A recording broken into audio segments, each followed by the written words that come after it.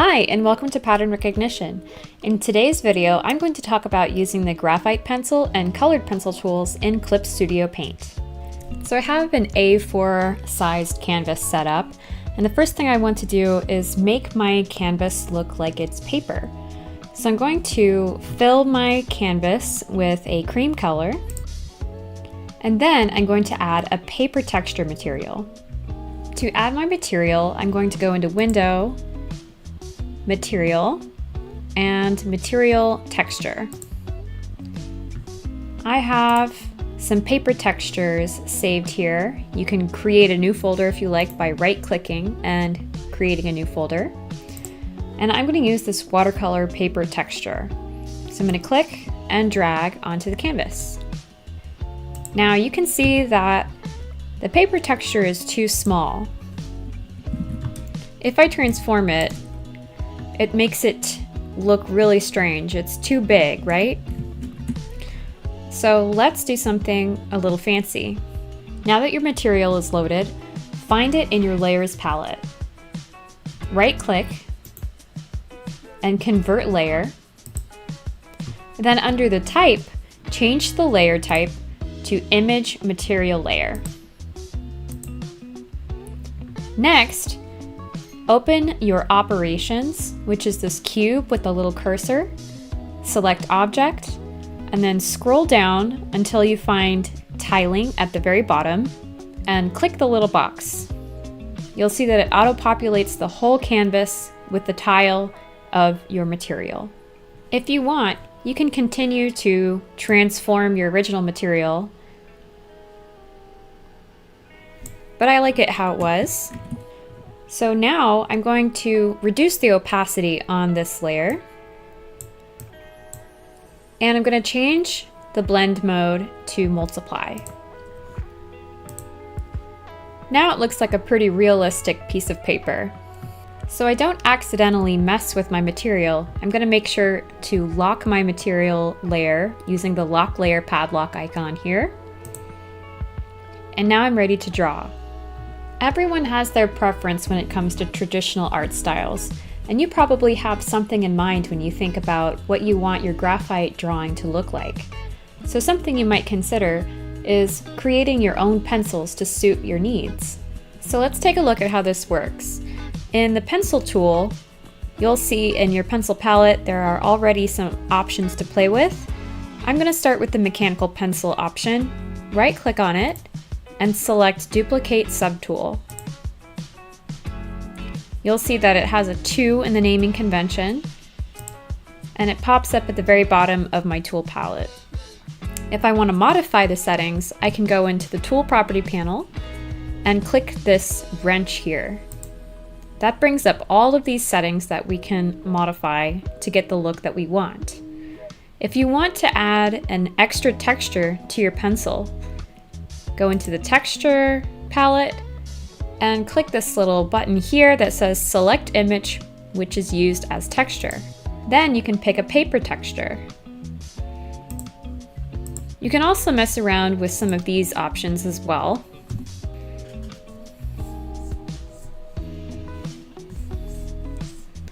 And see what you like.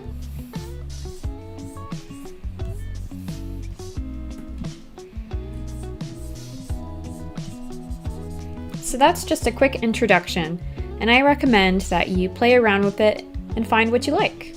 Or you can find an asset on Clip Studio Paint's website that someone has already made and just download it.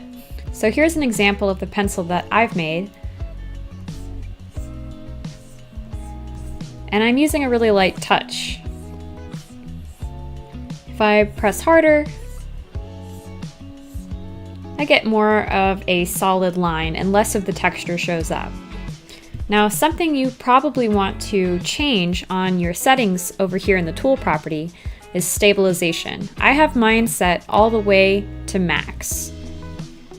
If you take it off, you can see that there's a little bit of wiggle in the line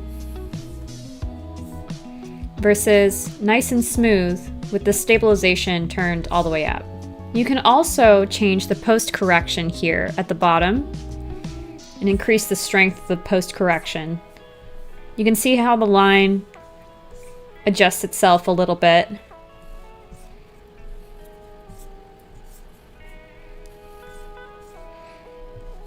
And depending on your drawing style, you'll probably want to mess around with these settings. So by default, the keyboard shortcut in Clip Studio Paint for both pen and pencil is P. So you might want to go in and change that. If you go into File, and then come down to Shortcut Settings, you can see all of your tools under the category Tools, and you can change that.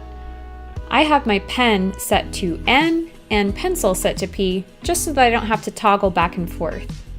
Shortcuts make things a lot more convenient. If I'm drawing and I have a nice small line, but I want to make a bit more of an impact and shade an area, I can just use my bracket keys to change the size of my pencil. Right bracket for bigger, left bracket for smaller.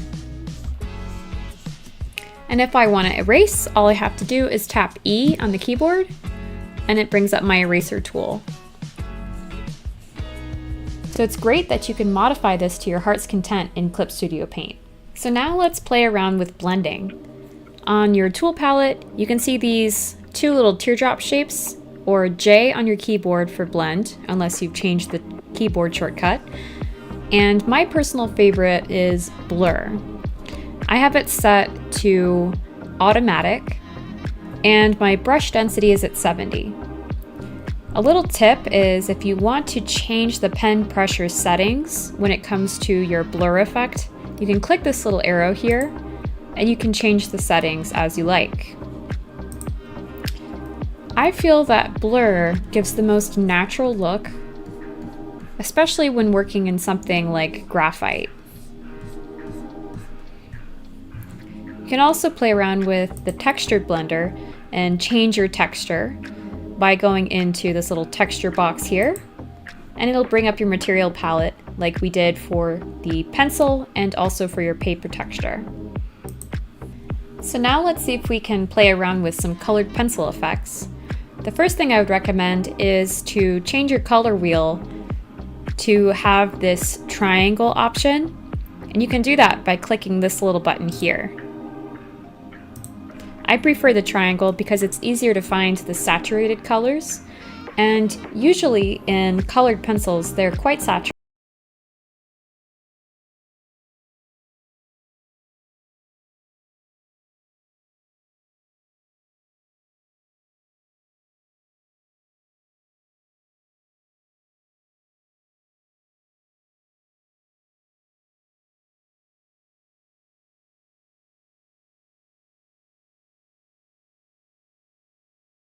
And leave some of the first color showing through.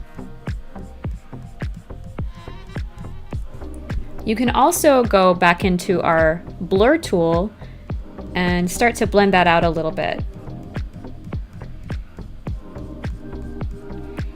And you can keep layering like this.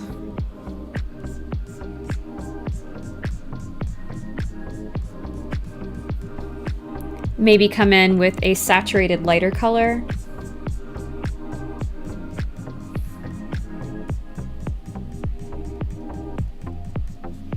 And one of the main advantages, especially working with colored pencil effects, is when you're trying to erase colored pencil in real life, it can be really hard and you just end up with a big mess.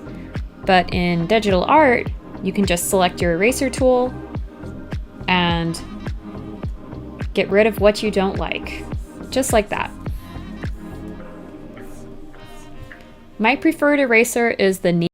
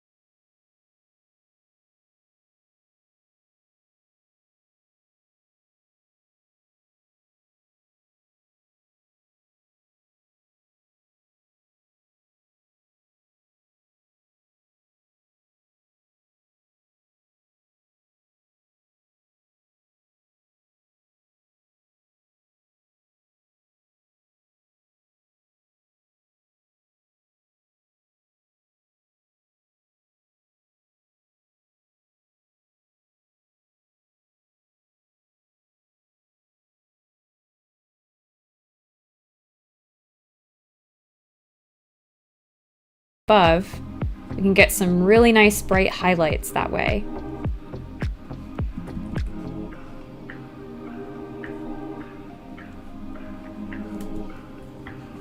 When you introduce black to color, it really makes it pop. So let's bring in some of the graphite color on top of our colored pencil drawing and see what happens.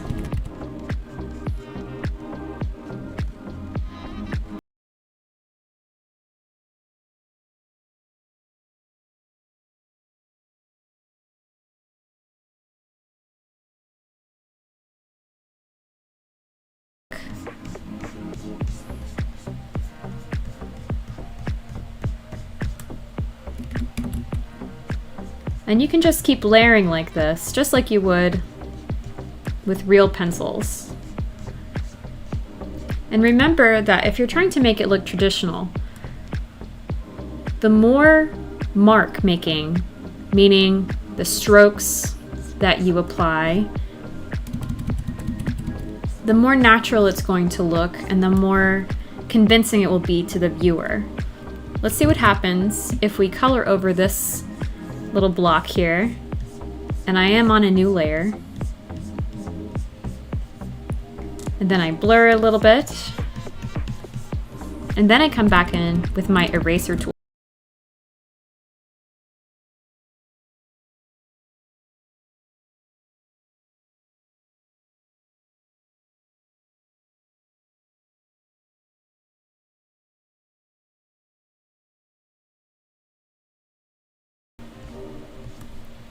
So there's lots and lots of different techniques you can mess around with. And all you need is the pencil tool, the blur tool, and the eraser tool. The more layers that you have, the more interesting it's going to look.